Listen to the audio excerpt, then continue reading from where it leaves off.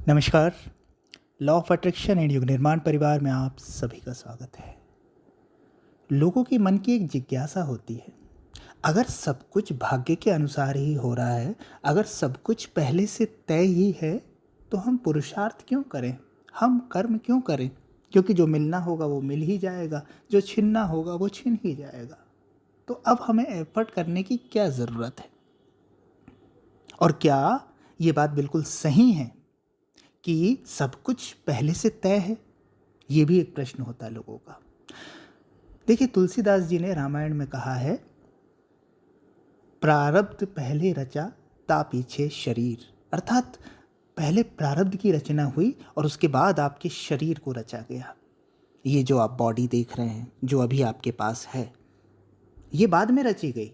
इससे पहले आपका प्रारब्ध रच दिया गया। तो आप बोलेंगे कि भाई, शरीर को देने से पहले, शरीर की रचना से पहले, शरीर के इस दुनिया में आने से पहले प्रारब्ध कैसे रच दिया गया? किसने ये डिसाइड कर दिया कि ये शरीर ये चीज़ें भोगेगा, ये हानियाँ भोगेगा, ये लाभ लेगा? ये किसने डिसाइड कर दिया?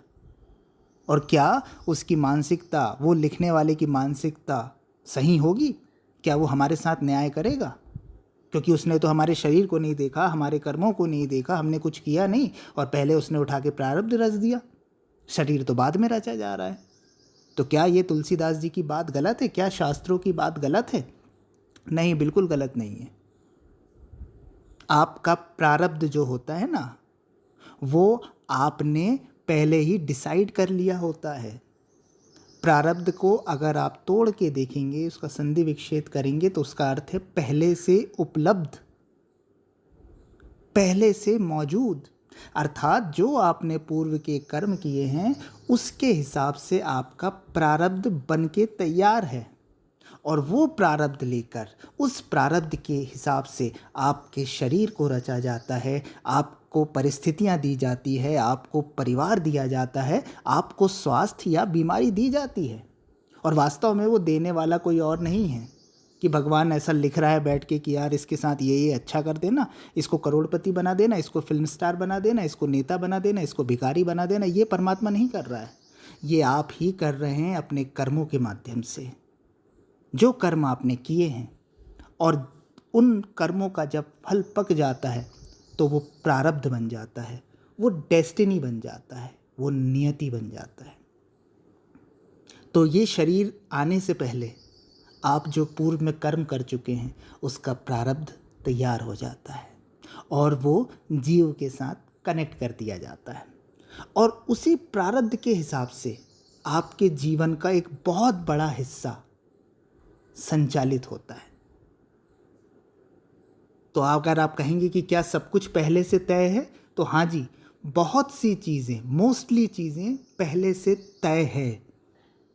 और तय का मतलब वो परिस्थितियां तय है, वो व्यक्ति तय है जो आपके जीवन में आके कुछ अच्छा या बुरा करने जा रहे हैं आपके प्रारब्ध के अनुसार। असली में वो व्यक्ति या वो परिस्थिति बुरा नहीं करती।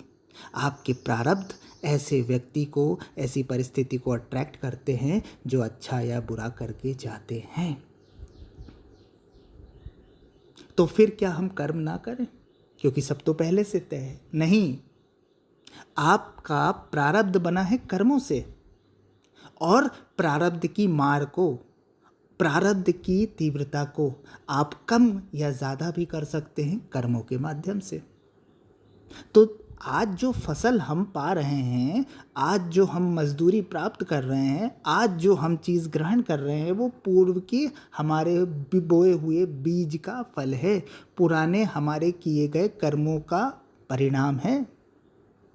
लेकिन अगर आज से हम कुछ अच्छा, कुछ बेहतर, कुछ बेहतरीन कर देंगे, तो अगर कोई बुरा प्रारब्ध भी होगा तो वो नाम मात्र का कष्ट देकर टल जाएगा, छू कर चला जाएगा। आएगा तो ज़रूर, प्रारब्ध टलता नहीं है। अगर प्रारब्ध टलने लगे तो फिर भगवान की व्यवस्था क्या रह जाएगी? लेकिन वो नाम मात्र का बस छू कर चला जाएगा।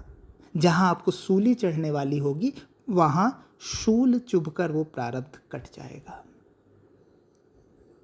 तो इसलिए प्रारब्ध का महत्व है, भाग्य का महत्व है, नियति का महत्व है, क्योंकि वो भी कर्म से ही तैयार हुआ है। लेकिन आज के कर्मों का भी महत्व है, आपके पुरुषार्थ का भी महत्व है। भाग्यवादी होना ये सबसे बड़ा दोष है। अगर आपके भाग्य में, अगर आपकी नियति में आपका परेशान होना, आपका बीमार होना, आपका अशांत होना लिखा हुआ है, आपके साथ ये घटनाएं घट रही हैं, तो आप नवीन ऐसे कर्म कर दीजिए कि ये जो भाग्य है, ये जो प्रारब्ध है, ये फुस हो जाए, इसकी तीव्रता कम हो जाए, ये बस छू के चला जाए। और अगर आपका भाग्य है कि आप अमीर होंगे, आप वैभवशाली होंगे, आपकी यश और कीर्ति फैलेगी, तो और अच्छे कर्म करें ताकि इन चीज़ों में और कई गुना वृद्धि होती जाए। तो कभी ये मत सोचिएगा कि परमात्मा हमारे साथ अन्याय कर रहा है, भगवान ने हमारे भाग्य में ये लिखा है। भगवान के पास टाइम नहीं है, ना इतनी इंक है कहीं कि आपके लिए वो भाग्य लिखता बैठे, आप ही लिख रहे हैं। हर क्षण, इस क्षण जब आप इसे सुन रहे हैं, तब भी आप अपने कर्म की, अपने भाग्य की रचना कर रहे हैं।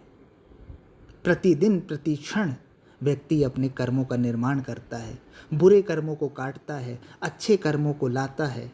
कोई अच्छे कर्मों को काटते हैं और बुरे कर्म को लाते हैं। ये तो आपके ऊपर है, आपके पुरुषार्थ के ऊपर है, आपकी दिशा के ऊपर है, आपकी मानसिकता के ऊपर है कि आप अच्छे कर्म कर रहे हैं या बुरे कर्म कर रहे हैं।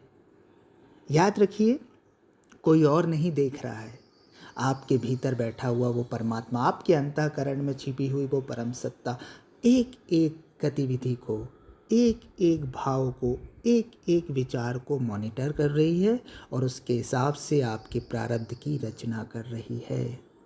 और आपका शरीर, अगला शरीर जब भी धरती पे आएगा, उससे पहले आपके प्रारब्ध का पैकेज तैयार पड़ा होगा उसके साथ कनेक्ट होने में। जैसे कंप्यूटर अगर आपने देखा होगा तो CPU, मॉनिटर, ये सब रखा रहता है, लेकिन उसमें जो हार्ड डिस्क लगती है वो पहले से या कहीं और से आती है और उसमें फिट हो जाती है ना। जो कंप्यूटर बन रहा है फिजिकल, उसका CPU बन रहा है, मॉनिटर बन रहा है, वो रख के तैयार है, उसके बाद उसमें लगा दी जाती है हार्ड डिस्क। ये बिल्कुल वैसा ही है। आपका शरीर जो है, आपका जो ये भौतिक शरीर है, ये क्या करने वाला है, इसकी क्या प्रोग्रामिंग होगी, इसके साथ क्या क्या घटित होगा, ये आपके प्रारब्ध में आपके कारण ही लिख दिया गया है। और उसके हिसाब से ही आपके जीवन में परिस्थितियां आएंगी, हानि लाभ आएगा, सब कुछ आएगा। तो हानि को कम करना और लाभ को और बढ़ा देना, ये आपके हाथ में है। ये किसी और के हाथ में नहीं है, कोई और आपके लिए करके ही नहीं देगा। करोड़ों तो मनुष्य हैं और अरबों प्रकार की प्रजातियां हैं, किस किस इंडिविजुअल को देखेगा वो परमात्मा। इसलिए सारी व्यवस्था, सारी चीज़ें आपके हाथ में हैं। आप स्वयं उस परमात्मा का अंश हैं। मनुष्य और कुछ नहीं, भटका हुआ देवता है, तो आप में भी वही संभावना है जो परमात्मा में है। ये तो आप अपने मैं में, अपने अहंकार में उलझ जाते हैं और कर्म बंधनों को बनाते चले जाते हैं। पाप, पुण्य, हानि, लाभ, भाग्य, दुर्भाग्य, इसको करने वाला ये आपका मन है, ये आपका मैं है, और आप इसे रच रहे हैं, इसे मिटा रहे हैं। जैसे एक बच्चा स्लेट में, कॉपी में पेंसिल से कुछ लिखता है, रबर से मिटा देता है, जो बच जाता है वो रह जाता है। वैसे ही आप अपने भाग्य की रचना भी करते हैं, उसे भोग कर उसे ख़त्म भी करते हैं, फिर नए कर्म बनाते हैं, फिर उसे भोगते हैं। इसलिए जन्म और मरण का चक्कर चलता रहता है। तो ये चीज़ भी है कि आप कर्म बनाते रहें, कर्म भोगते रहें, फिर नए कर्म बनाएं, फिर भोगते चलें। तो फिर पुनरपि जन्मम पुनरपि मरणम, ये जो जन्म मरण का चक्कर है, ये चक्र चलता रहेगा। लेकिन अगर आप अपने पूरे कर्म ही वॉश आउट कर दें, न पाप, न पुण्य, न हानि, न लाभ, न शुभ, न अशुभ, तो बस फिर कोई वापसी नहीं है, फिर कोई आना जाना नहीं है। क्योंकि कर्म तो लगेंगे कर्ता को। अगर आप साक्षी हो गए, अगर आप अकर्ता हो गए, अगर आप निष्काम कर्म योगी हो गए, तो फिर कोई जन्म नहीं है। जन्म लेने के लिए कर्म का होना आवश्यक है। बिना कर्म के, बिना कारण जन्म क्यों होगा? और अगर आप कारण ही समाप्त कर दें, अपने कर्मों को ही साफ कर दें, तो फिर कोई जन्म नहीं, फिर मुक्ति है, फिर मोक्ष है, फिर आप पार हुए। तो पार होने की बात भी बहुत अच्छी है, मुक्त होने की बात भी बहुत अच्छी है, और उससे पहले हम अपने कर्मों को सुधार लें, पुराने कर्मों को बहुत आसानी से भोग लें, जो कष्ट आने वाले हैं उन्हें, उनकी तीव्रता को कम कर दें। ये भी हमारे जीवन की एक बहुत बड़ी उपलब्धि हो सकती है।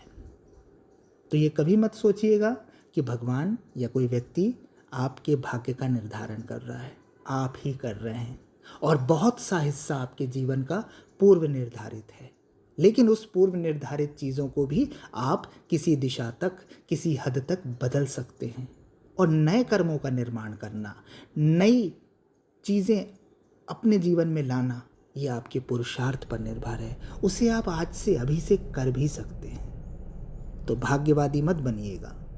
आपका जो भाग्य है वो आप स्वयं रच रहे हैं, हर क्षण, हर पल, हर दिन। तो अब देख लीजिए कि आपको जीवन में कैसी दिशा देनी है, जीवन को कहाँ पहुँचाना है। सब कुछ आपके हाथ में है, पहले भी आपके हाथ में था, आज भी आपके हाथ में है, और कल भी आप ही के हाथ में रहेगा। धन्यवाद।